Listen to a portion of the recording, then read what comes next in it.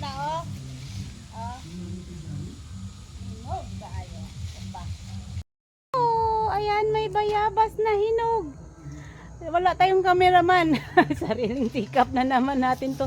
Paano ba natin to tanggalin na makabidyo tayo? Para makabidyo. Pasensya nyo na ha, di tayo nakabihis. Hinog.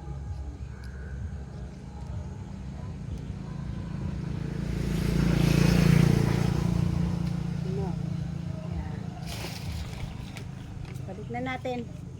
Ibabalik na natin yung dalawa lang kinuha ko. Yung isa iniwan ko kasi medyo hilaw talaga siya. Kaya iwan natin para sunod araw naman natin mapitas.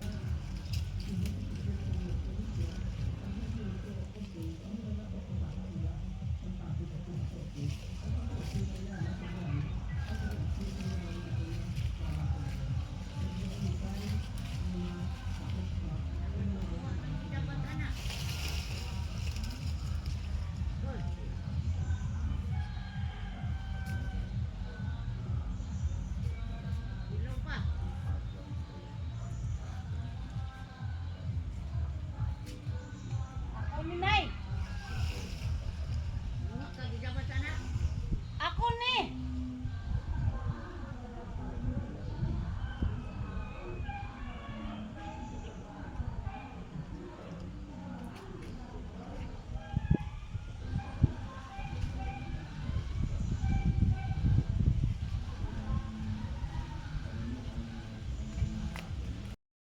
Apat ang napitas natin na bayabas, hinog sa puno.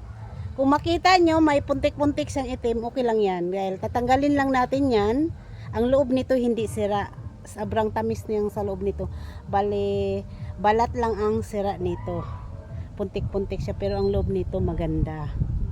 Ayan.